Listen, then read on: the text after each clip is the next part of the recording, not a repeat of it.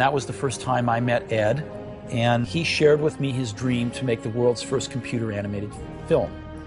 And I, in the end, ended up buying into that dream, both spiritually and financially.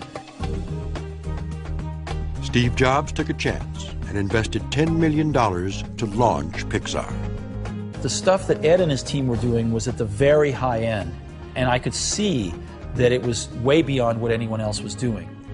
It was the combination of the new medium and John really bringing a character to life that made people say, oh my God. You know, and the smart ones say, look at this potential here. We were trying to pay the bills and just buy time. And that strategy really turned out not to work. There's a classic thing in business, which is the second product syndrome, if you will.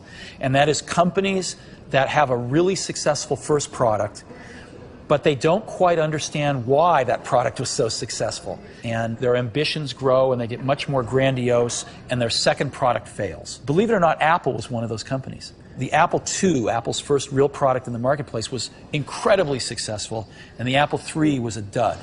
And so I lived through that, and I've seen a lot of companies not make it through that.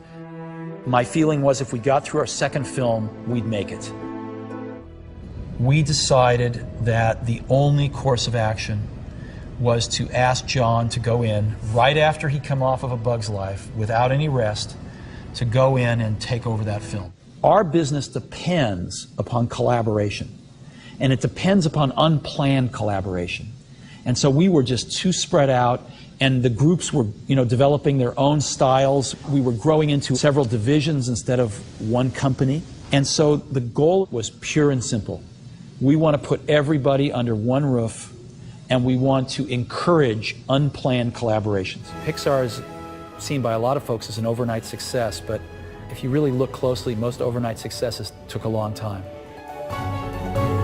Good job!